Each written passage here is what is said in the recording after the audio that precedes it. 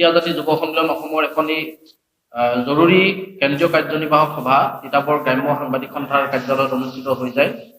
আৰু আজি আমি এই সভাতে কেইবাটাও গুৰুত্বপূৰ্ণ প্ৰস্তাৱ সিদ্ধান্ত আমি গ্ৰহণ কৰিছোঁ। তাৰ ভিতৰত আমি প্ৰথম সিদ্ধান্ত এনেকুৱা ধৰণৰ যে আমি চুতীয়া জাতিৰ প্ৰধান দাবী জনজাতিকৰণ, স্বায়ত্তশাসন আৰু ইয়াৰ লগতে ব্ৰহ্মপুত্ৰৰ ওপৰত নিৰ্মীয়মান যোৰহাট মাজুলী সংযোগী যিখন দলং, এই দলংখন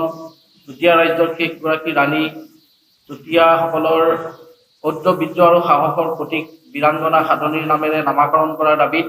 আমি যোৱা 8 জানুৱাৰীৰ পৰা যোৰহাট আয়ুক্ত কাৰ্যালয়ৰ সন্মুখত যি আমৰণ অনশন কাৰ্যসূচী কৰিছিলোঁ, এই কাৰ্যসূচী অসম চৰকাৰৰ মাননীয় মুখ্যমন্ত্ৰীৰ প্ৰত্যক্ষ হস্তক্ষেপত তথা অসম চৰকাৰৰ বিত্ত আৰু শিশু কল্যাণ বিভাগৰ মন্ত্ৰী তথা যোৰহাটৰ অভিভাৱক মন্ত্ৰী অজন্তা নেওগ ডাঙৰীয়ানীৰ প্ৰত্যক্ষ হস্তক্ষেপত আমি 11 জানুৱাৰীৰ দিনা আমি আমৰণ অনশন কাৰ্যসূচীটি সাময়িকভাৱে স্থগিত ৰাখিছিলোঁ। আৰু তেখেতসকলে আমাক প্ৰতিশ্ৰুতি দিছিল, আশ্বাস দিছিল যে খুব সোনকালে অৰ্থাৎ 15-20 দিনৰ ভিতৰতে অসমৰ মাননীয় মুখ্যমন্ত্ৰী ডক্টৰ হিমন্ত বিশ্ব শৰ্মা ডাঙৰীয়াৰ লগত আমাৰ পোনপটীয়া আলোচনা হ'ব, আমাৰ দাবী সম্পৰ্কে তেখেতৰ লগত এটা দীঘলীয়া বাৰ্তালাপ হ'ব আৰু তাৰ পাছতে আমি আমৰণ অনশনৰ কাৰ্যসূচী আমি সাময়িকভাৱে স্থগিত কৰি ৰাখিছিলোঁ। আৰু এতিয়াও আমি অসম চৰকাৰ তথা অসমৰ মাননীয় মুখ্যমন্ত্ৰী মহোদয়ক আমি দাবী জনাব বিচাৰোঁ যে তেখেতে যি প্ৰতিশ্ৰুতি দিছিলে যে 15-20 দিনৰ ভিতৰত আমাৰ লগত যি পোনপটীয়া আলোচনা কৰাৰ সেই প্ৰতিশ্ৰুতি তেখেতে কাৰ্যকৰীকৰণৰ ব্যৱস্থা গ্ৰহণ কৰক। নহ'লে আমি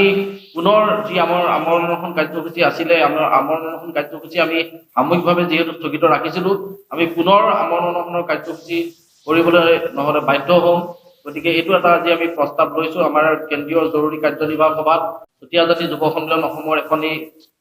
জৰুৰী কেন্দ্ৰীয় কাৰ্যনিৰ্বাহক সভা তিতাবৰ গ্ৰাম্য সাংবাদিক সন্থাৰ কাৰ্যালয়ত অনুষ্ঠিত হৈ যায়। আৰু আজি আমি এই সভাতে কেইবাটাও গুৰুত্বপূৰ্ণ প্ৰস্তাৱ সিদ্ধান্ত আমি গ্ৰহণ কৰিছোঁ। তাৰ ভিতৰত আমি প্ৰথম সিদ্ধান্ত এনেকুৱা ধৰণৰ যে আমি চুতীয়া জাতিৰ প্ৰধান দাবী জনজাতিকৰণ, স্বায়ত্তশাসন আৰু ইয়াৰ লগতে ব্ৰহ্মপুত্ৰৰ ওপৰত নিৰ্মীয়মান যোৰহাট মাজুলী সংযোগী যিখন দলং, এই দলংখন চুতীয়া ৰাজ্যৰ শেষগৰাকী ৰাণী চুতীয়াসকলৰ শৌৰ্য বীৰ্য আৰু সাহসৰ প্ৰতীক বীৰাংগনা সাধনীৰ নামেৰে নামাকৰণ কৰাৰ দাবীত আমি যোৱা 8 জানুৱাৰীৰ পৰা যোৰহাট আয়ুক্ত কাৰ্যালয়ৰ সন্মুখত যি আমৰণ অনশন কাৰ্যসূচী কৰিছিলোঁ, এই কাৰ্যসূচী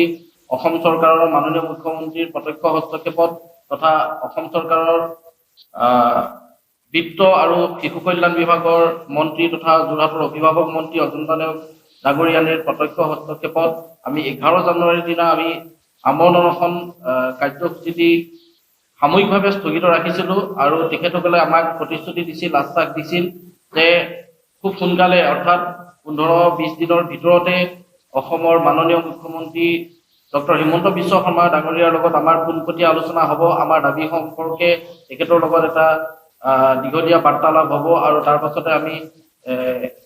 আমৰণ অনশনৰ কাৰ্যসূচী আমি সাময়িকভাৱে স্থগিত কৰি ৰাখিছিলোঁ। আৰু এতিয়াও আমি অসম চৰকাৰ তথা অসমৰ মাননীয় মুখ্যমন্ত্ৰী মহোদয়ক আমি দাবী জনাব বিচাৰোঁ যে তেখেতে যি প্ৰতিশ্ৰুতি দিছিলে যে 15-20 দিনৰ ভিতৰত আমাৰ লগত যি পোনপটীয়া আলোচনা কৰাৰ সেই প্ৰতিশ্ৰুতি তেখেতে কাৰ্যকৰীকৰণৰ ব্যৱস্থা গ্ৰহণ কৰক। নহ'লে আমি